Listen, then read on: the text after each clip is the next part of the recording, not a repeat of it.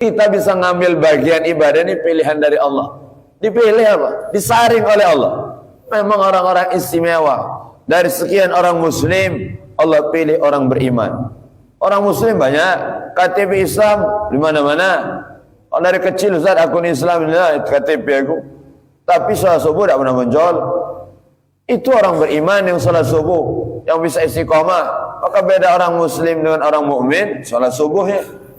Lihat salat subuh, ini orang Islam banyak. Lihat Idul Fitri, ramai. Mana orang beriman? Salat subuh, alhamdulillah masjid kita ramai. Luar biasa. Disaring lagi, yang dapat pahala banyak, disaring lagi. Yang dapat begitu banyak anugerah dari Allah, disaring terus.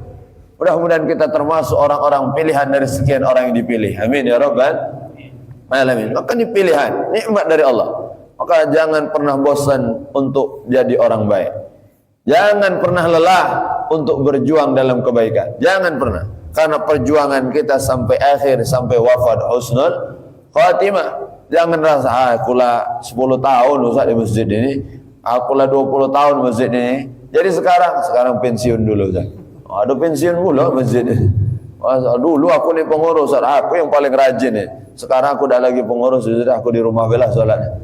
Na'udzubillah, ini masjid rumah Allah, milik umat Nabi Muhammad, milik kita semua. Mau ngurus, tak ngurus, mau berjuang, tak berjuang, mau ada andil, tak ada andil, kita tetap memakmurkan rumah Allah subhanahu wa ta'ala. Kita sama-sama mencari ridha Allah, bukan karena manusia, bukan karena siapapun. Nah, ustaz aja kalau ceramah ini, nyari duit, habis pahalanya. Habis, duit tak seberapa, pahala tak dapat pula. Hati-hati betul, selalu kita. Maka sesuai dengan syariat, hati harus ikhlas. Ikhlas. Dan ikhlas ini hanya kita dan Allah yang tahu. Tidak ada yang tahu. Jangan pernah menilai ikhlas orang. Tidak ada.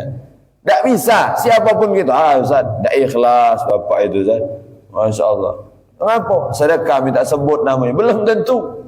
Belum tentu. Bisa jadi dia menyebut nama untuk ngajak yang lain supaya sedekah. Bisa jadi.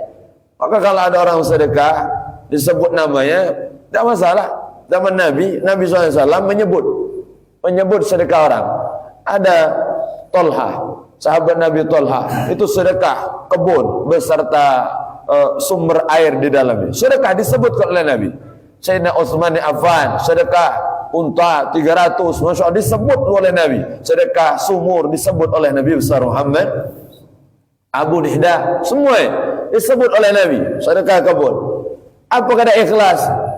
Ikhlas hati, tidak ada yang tahu. Sirrun min asrari, kata Allah. Rahasia dari rahasia-rahasiaku. Masya Allah. Maka ini urusan tugas kita sekarang memperbaiki diri kita. Ikhlaskan hati kita. Hanya kita dan Allah yang tahu tentang diri kita. Orang lain tidak tahu. Orang lain tidak tahu tentang kita. Orang hanya nilai zahir aja. Nahkumu bizahir. Allah yatawalla bisarair. Allah nilai hati kita. Manusia menilai yang terlihat. Manusia, kita datang ke masjid, baiklah itu. Kalau lihat orang ke masjid, lihat majelis taklim, baca Quran, baiklah itu. Tak usah seuzon dengan hati. Kadang ada orang ni zaman main ni, naudzubillah. Nilai itu hati orang. Ustaz, aku tahu bapak itu. Kopi apa putih, hati gelap nak matilah. Naudzubillah, ibu itu jilbab panjang. Tapi hati agu Ustaz. Urusan dia dengan Allah sudah. Kalau urusan hati, urusan dia dengan Allah. Kita lihat yang zahir aja, baik aja. Kopi putih, insya Allah hati putih juga. Amin ya rabbal. Kopi hitam, hati putih juga. Tapi Ustaz, bapak itu kopi putih. Terus jam 7 sudah nongkrong di warung kopi, lain ceritanya. Tak puas orang bapak itu. Kadang kita malu juga kopi putih ini. Ada bapak ini, kopi putih pula. Walhasil. Nah, jadi dunia zahir aja. Urusan zuhir inilah yang kita perhatikan. Kita bersihkan hati kita. Urusan Allah subhanahu wa ta'ala. Allah, innallaha la yanzuru ila suwarikum wa amwalikum, walakin yanzuru ila qulubikum wa amalikum. Allah tak pernah pandang rupa kita, wajah kita ganteng, cantik, belagak, berotot, besar, tinggi, putih, gelap. Tak Allah pandang. Ya Allah lihat adalah hati kita dan amal kita. Harta kita tak pernah Allah pandang. Allah tak butuh dengan harta kita. Allah maha kaya. Kita tak mau sedekah, Allah maha kaya. Tak mau nyumbang masjid, Allah maha kaya. Tak butuh dengan kita. Tapi kitalah yang rugi saat dititipkan Allah harta, namun tidak bisa berbagi, tidak bisa menggunakan harta tersebut untuk kita bawa menghadap Allah subhanahu wa ta'ala. Maka semua kita bersihkan betul. Allah yang melihat hati kita bersih, amal kita perbaik. Mudah-mudahan kita istiqomah semuanya. Amin ya rabbal alamin. Karena orang yang bisa beribadah di bulan Ramadan adalah anugerah. Jadi yang pertama, ada ilmu-ilmu yang wajib kita pelajari. Pertama, ilmu tauhid, tentang keyakinan. Tauhid harus dijaga.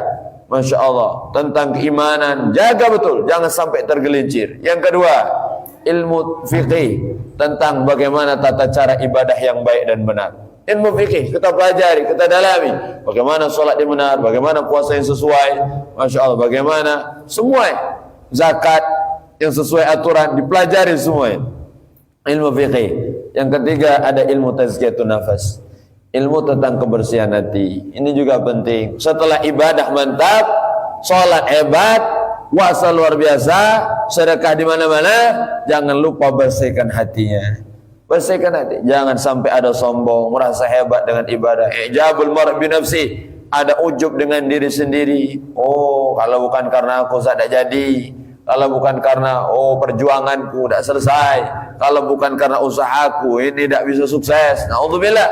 Jangan, bersihkan semua. Dari sombong, dari hasad, dari iri, dari dengki, dari sum'ah, dari riya, dari segalanya. Bersihkan. Masya Allah. Semua kita, baik sama maupun tidak sama. Sesama-sama ustaz, jangan sampai saling benci. Jangan. Sesama pengurus, jangan saling benci. Sesama jamaah, jangan saling benci. Sama pejabat, jangan saling benci. Jangan sampai.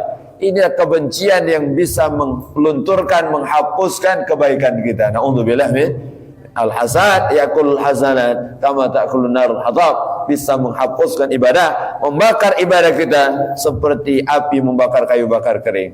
Ibadah kita jaga, jangan sampai dengan tetangga ada hasad. Na'udzubillah. Kadang ada orang tidak senang lihat tetangga dapat nikmat, tidak suka.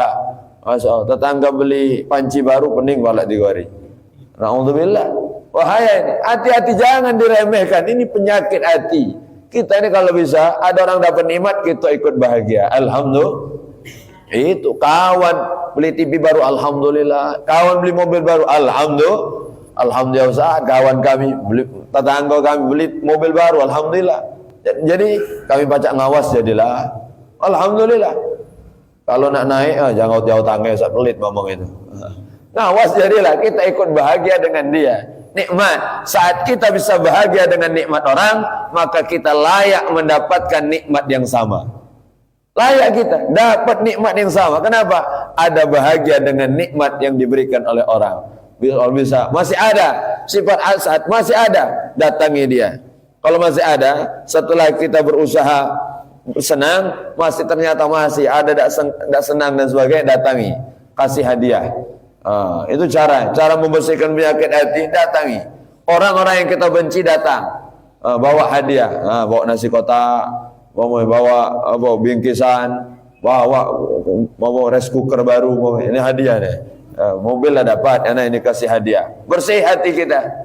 Masih ada juga Ustaz, gimana cara membersihkannya? Doakan dia. Bangun malam, tahajud, doakan dia. Ya Allah, panjangkan umur tetanggaku ya Allah, luaskan rezekinya ya Allah, berkahi hidupnya ya Allah. Doakan agar bersih hati kita dari sifat hasad. Maka ini bahaya. Hasad ini luar biasa. Jangan sampai kita pelihara. Ini ilmu tentang kebersihan hati. Karena orang yang istimewa, ahli surga yang berjalan di atas dunia adalah mereka yang tidak ada kebencian dengan sesama. Bukan hanya mereka rajin ibadah.